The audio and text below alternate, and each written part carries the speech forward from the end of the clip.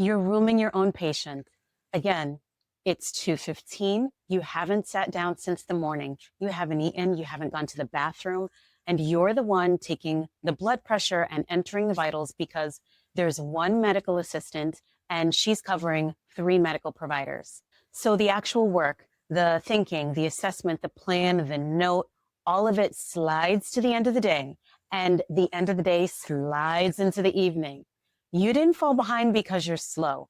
You fell behind because you spent your clinic day doing the job of two or three different people.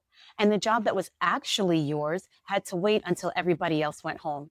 Here's what almost nobody looks at before they sign their contract. It isn't the salary, it's not the PTO, it's how many hands are on your day and what those hands are actually allowed to do, because that runs your typical workday more than your title does. I'm Candace, a family nurse practitioner working in primary care in New York City, and this is part 5 of the series on reading the job behind the offer. I also precept new NPs, so I watch this one land on people constantly. Last time we followed the inbox, and today it's the hands, the actual help that you have to get your work done. Let me name something first because a lot of NPs quietly blame themselves for this one. You know how to delegate. You were taught how to do it in school. You did it for years as an RN. Delegation is not a skill that you're missing. So when you end up doing everything all by yourself in a job, it's tempting to think, well, I'm just bad at handing off work, or I'm too much of a perfectionist to let things go. But that's almost never what's happening. Delegation breaks down for reasons that have nothing to do with your ability. There aren't enough support staff to hand the work to. The task carries liability, so you might think, well, I'll just do it myself. It's faster than explaining it. Handing something off costs you time that you don't have in the moment. And when the workflow was never built to route tasks away from you in the first place, everything defaults back to your inbox, back to your hands. And that's not a skill gap.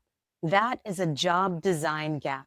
And the design was set long before you walked in, which is exactly why you look into it before you sign, instead of discovering it in week 3 at the new job.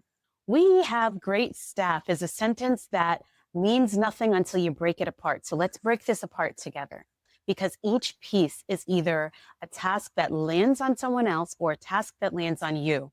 Support is the person who rooms your patients and takes vitals so that you walk into a room that's ready for you instead of running your own intake. Support is whether staff is allowed to act on routine things without waiting on you. It's whether referrals and prior auths and forms have an owner who's not you. It's the nurse who does your injections and preps for your procedures. It's the care coordination, the behavioral health, the person who chases down outside records. Every one of those is a place that the work either routes away from you or piles onto you.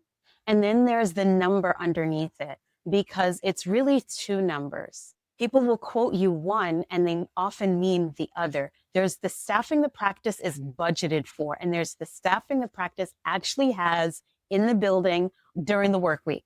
So they'll say something like, we have an MA for every provider. But the reality is we have an MA for every provider on the days when nobody's out. That's a very different description. And the pattern that you'll hear constantly is about the nurse practitioner who was told that the practice was short just that week. Come to find out that short is the normal state. So the real thing to learn is not the number on the organization chart. It's how often the real numbers fall below it and what happens to your day when it does. A quick note here, because staffing is the promise most likely to be made and least likely to be written down. That phrase, we're about to hire 2 more MAs, is not something that you can hold anyone to when they say it in an interview.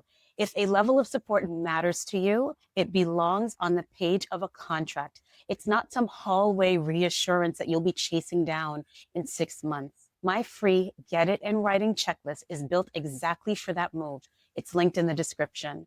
So you know the target. Here's what good support actually looks like.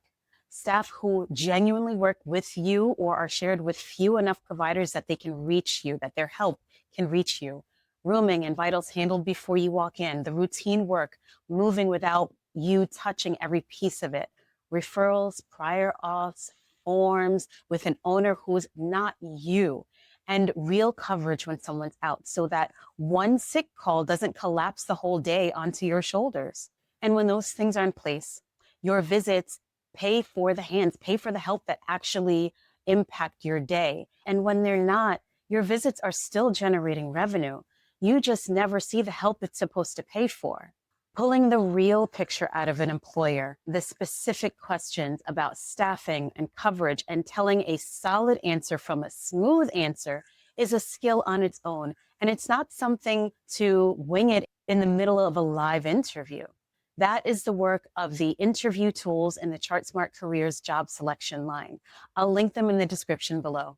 Your job in the interview room is to find out who's actually beside you on a normal day and on a short-staffed one, and to get whatever matters to you the most in writing. Staffing is never on the offer letter, and you might be surprised to find out that it governs more of your day than almost anything else. When you've got a real offer in hand, the offer and contract decision kit is where those staffing answers get tested against what's actually written, and where you'll find out what the missing hands really cost once you start adding up the extra hours. It's linked below. And if you're watching from inside of a short-staffed job right now, some of what funnels to you can be redesigned so it stops. That is a workflow fix, and I'll point you to those solutions in the description below. Next up, we get to the money.